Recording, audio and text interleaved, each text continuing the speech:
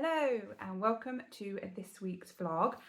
I am going to be doing a mental health update from the vlog a couple of weeks ago. So I mentioned in that vlog that I've obviously been struggling with mental health. You probably got that general idea from like my social media posts as well, but I just kind of wanted to tell you how things are going because I've now spoken to the doctor. Took a week, which, you know, NHS is probably not that bad. And to be fair, they did ask me if it was urgent, if you know what I mean, because I'm probably going to give the number to Samaritans or something. But it wasn't, so it was fine.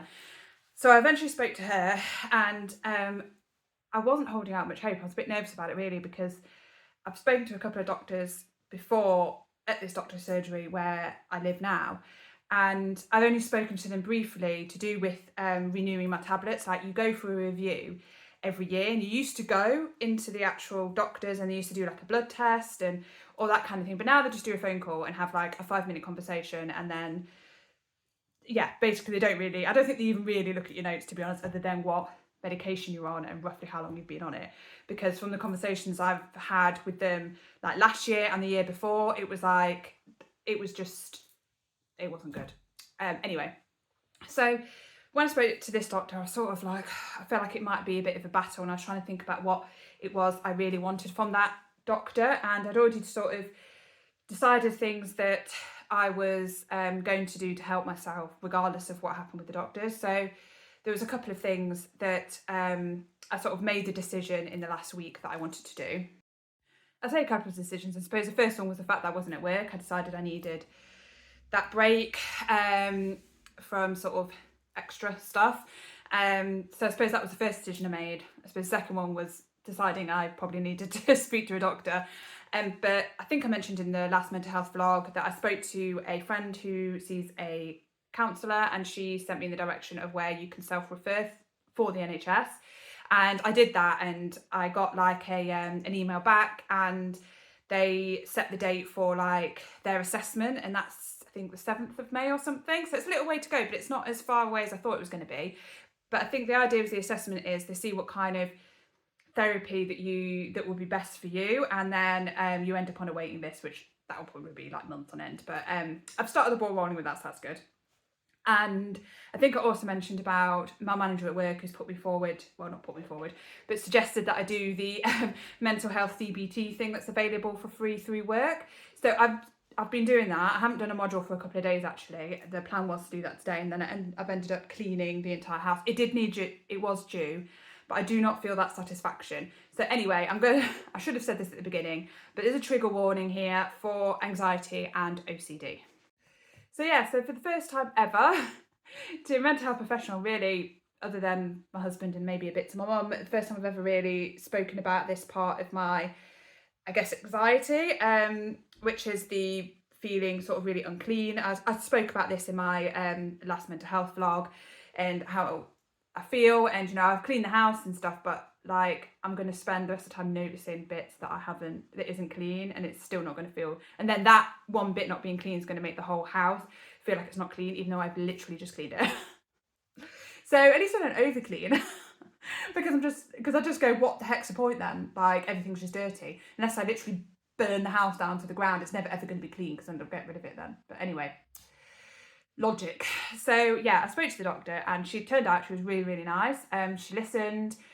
I managed not to get upset. I hate it when I get upset when trying to explain my mental health, because I feel like I can't then say exactly what I want to say because I'm upset and it annoys me. But I wasn't upset or anything like that. I think I'd sort of sorted in my head what the bits was I wanted to say, if that makes sense, and what it was exactly I was hoping for from the doctor. So I spoke about medication. I'm on sertraline, which is a very, very common antidepressant for anxiety and depression. It is also used for OCD apparently. So I've been on that for quite a few years. So I think 5 years ago, I had a rather large, I suppose, breakdown, and I went back on sertraline. So I've been on them for 5 years, and this is the second section of time I've been on them. I think I was off them for 2 or 3 years before that, and then I've been on them previously for quite a few years, probably another at least 5 years before that. I I think I started it when I was 26 again, and then then I was on it till my early 30s, so we're talking about 6-7 years. So I've been on it for quite some time, and I just don't think for me that they're working anymore, because I'm still having this. I'm not at work. I'm having really bad anxiety and problems, and I'm on these tablets. I'm good at taking them. I take them at a regular time. I don't miss them. I'm good at taking them because I know they're not going to work if I don't take them regularly and stuff. There's no point. I'm doing a half-assed attempt, is there really, with the medication? So I do take them regularly and remember to take them. So it's not that, and I think maybe it's just because I've been on them too long, or things have changed. I don't know, but they're just not working. So I was like, I knew before I went to the doctors I wanted to come off these, but obviously you shouldn't just come off medication just like that. And I know that I've come off medication before, and I know that you don't just come off it, so I wasn't going to do that at all. So I'd actually started taking, because I have one tablet that's like 100 milligrams, so I was taking 100 milligrams, then 50, then 100.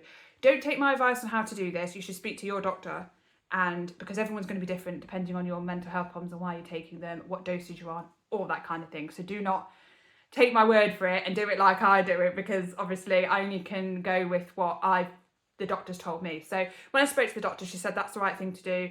Take 50, 100, then 50, 100 for a week, and then go down to 50 for a week, and then go down to 50, nothing, and then go down to nothing. So that's what I'm doing. So I'm on the 150 week, I suppose, at the moment. So obviously I don't think I'm going to find any, I don't think I'm really going to get any side effects from it, on the point that, I mean, it's going to be, you can still have withdrawal obviously, because I've been putting this chemical in my body, and it's, my body's just not going to have it anymore. So it might be like, oh, this is bizarre. But I think in terms of like the anxiety and that side of things, I don't think that's going to get any worse from this. I mean, I'm going to play it by ear. She said, see how you are. You may find that you can go through that cycle a bit faster, or you need a little bit more time. But I'm going to be speaking to the doctor again in 3 more weeks. And that's when she is planning on trying me on, I think it's called fluoxetine, might be fluoxetine or something like that.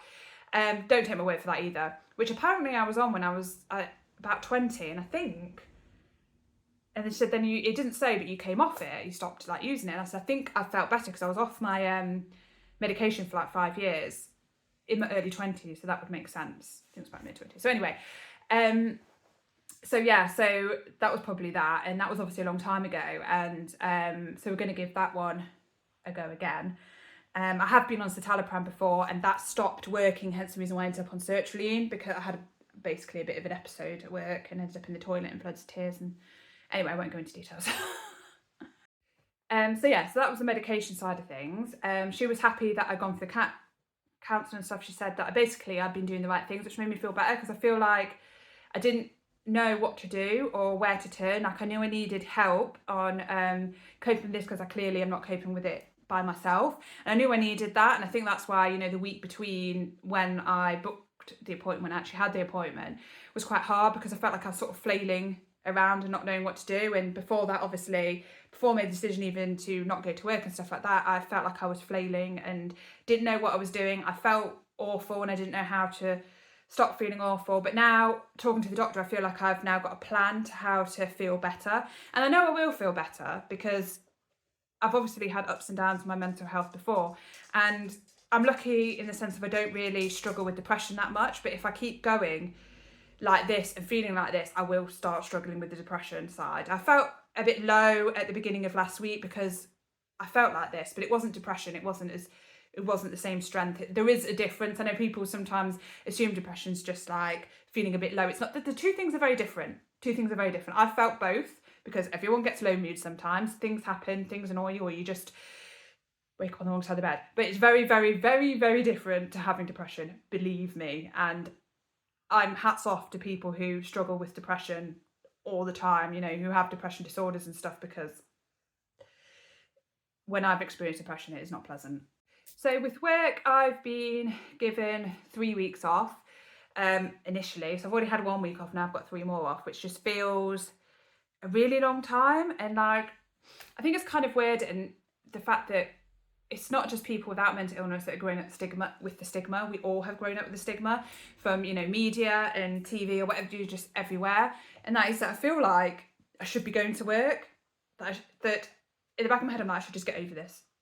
Like, it's just not a big deal. Just get on with it. Everyone else gets on with it and does this. And I know that that's not a helpful train of thought, that if it was that easy, then we'd all do it, because obviously no one wants to feel like this. It's not nice to feel like this. It's not nice to constantly look around and see dirt or have to. I've washed my hands so many times today alone, because when I've been cleaning, obviously there's dust everywhere and stuff. I've changed my clothes from when I was cleaning. This isn't the clothes I was wearing, because you know it was warm doing it and stuff and all this, and I really wanted to shower, but I was like, no, this is ridiculous. I shower every day and I wash my hair every day at the moment, and it's like I don't need to shower again, but it's going to be in my head all day until I go and shower now that I need to shower.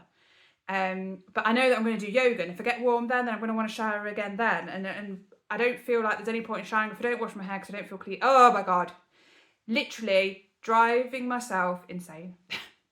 But anyway, it's just like a constant carousel of stuff in my head always, and I'm trying to distract myself a lot at work. Luckily I have at work, trying to distract myself a lot from how my brain's operating at the moment.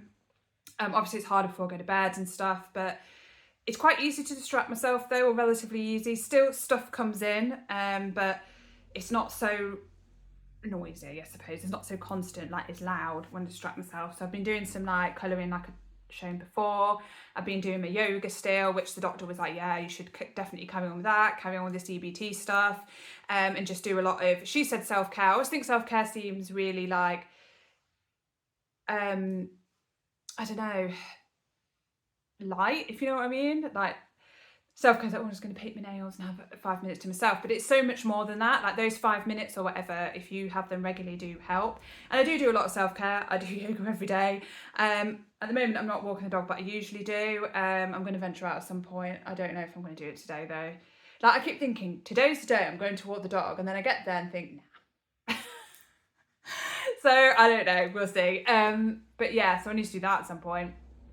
But yeah, so she's given me the 3 weeks off to see how it goes. I didn't ask for 3 weeks. She just sort of said, I think 3 weeks to start off with. And I was like, what? That'll give you time to come off your medication and things like that and get things sorted. And then if you need longer, then that's fine. So I was like, 3 weeks? Like, I mean, I'm glad I live in the UK and not in America, because we get sick pay here. So I am getting paid for not being there. Which I'm lucky enough not to have to worry about that anyway with money and stuff. I'm in a good position with that. So on that side of things, it's okay. And work were understanding. I spoke to my store manager. She was understanding with it. She sorted it. She's like, don't worry about it. It's, you know, focus on getting better and stuff. So that was really good.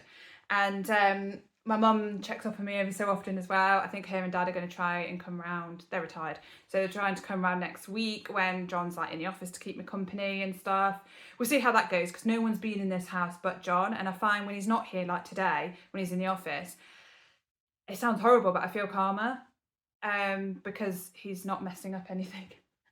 Like I've got the house how I want it, and then when he comes, he'll just, he's quite a messy person anyway. Like, he's not dirty or anything, just quite a messy person, just people toing and throwing. Like, I haven't been outside, so I haven't brought any mud in or anything, because I haven't taken Molly out and all that kind of thing. Like, but then when I'm on my own, I feel like I might drive myself insane if I'm on my own too much. So then I like having John here, and obviously I like spending time with John. He's my husband, he's my best friend, so obviously I like spending time with him. It's so weird. It's like contradicting thoughts all the time. It's just literally, it does drive you insane, I'm telling you. Anyway, so today I'm not feeling too bad. In terms of like what is sort of wrong is something I don't really feel that comfortable or want to talk about, or I'm feeling about how I'm feeling about it, because the doctor said obviously she can't diagnose anything in like a 10-minute phone call, which is true. She said though that it does sound like I have OCD, and I don't think I'm ready to think about it or accept that fact, basically. So I don't really want to talk about it. So because it's not, I guess, a proper diagnosis, I'm kind of like, it's anxiety.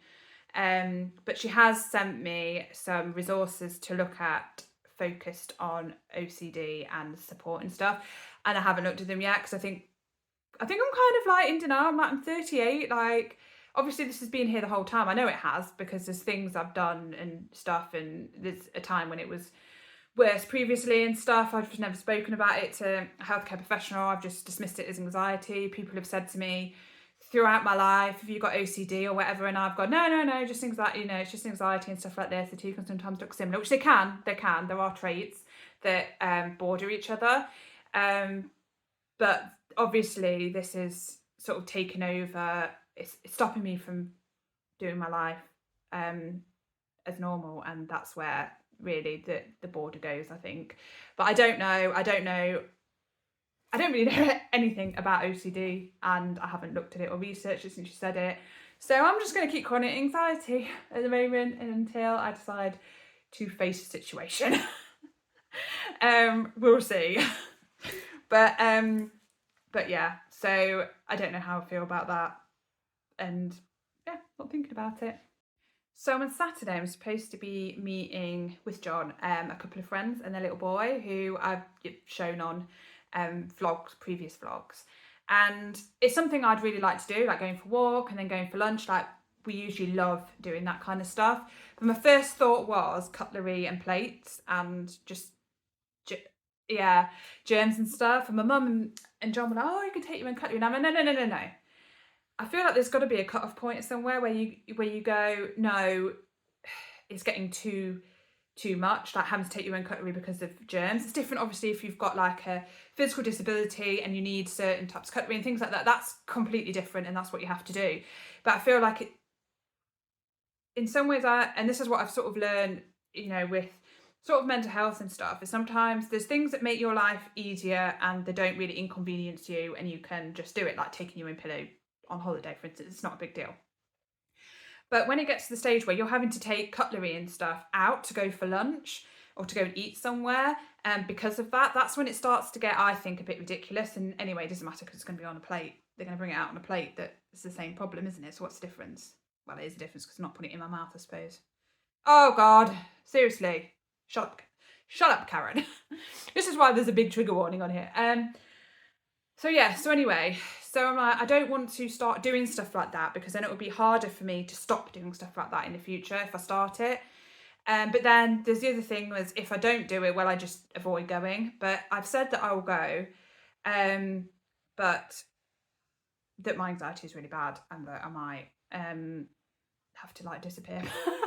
Just be like, I think I'm going to go home now because this is a bit too much. But also, it's only like a few hours. Obviously, they're really good friends. They're understanding.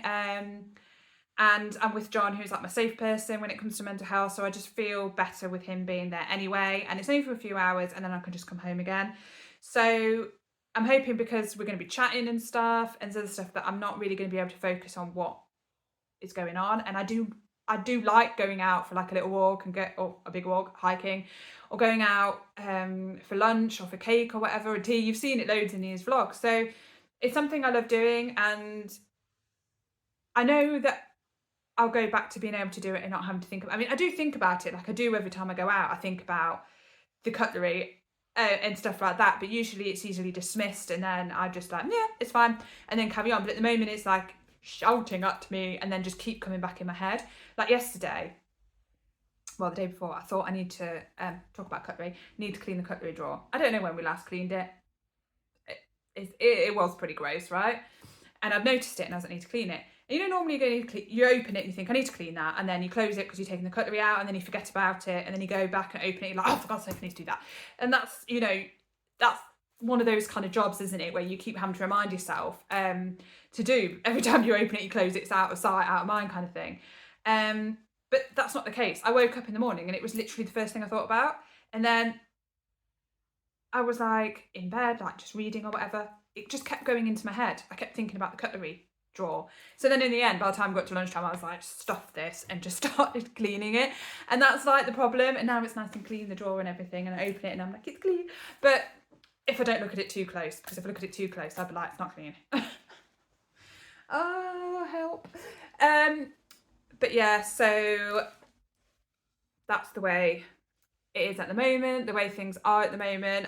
I'm trying to be open on here, I guess, to raise awareness, to also show people who don't have mental illness what it's like, I guess, living with a mental illness, and how it's very up and down. And I think you can see that through my vlogs of the weeks, of how, I mean, obviously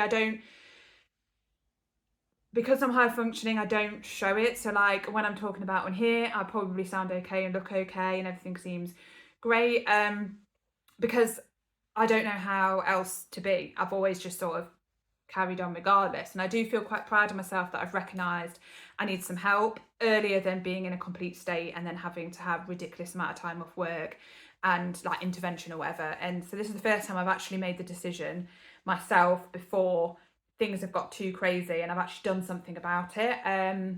Sorry if some of you find like crazy offensive, but I actually feel like I'm going crazy, so I think that's, you know, relevant, accurate to how I'm feeling anyway. So yeah, so I am proud of myself for that, and I think a lot of the work I've done over the last year or two has enabled me to do that. And also I'm proud that I've got quite a lot of things in place, such as doing the yoga and things, which I did start for mental health. It's helped I think ease things a bit. I don't feel the peace in that with the yoga at the moment that I was feeling, but it's, do you know what I mean? It makes me feel better moving my body and doing stuff, even if I have 50 fits every time I use my yoga mat, even though I'm the only person who's ever used my yoga mat ever. And yeah, yoga's, sometimes you get a bit hot and sweaty, but most of the time you don't, and I'm always wearing clothes on it, so sweat doesn't get on the mat anyway, and then, you know, obviously clean it, but I'll stop there. So anyway, if you've managed to watch this because you are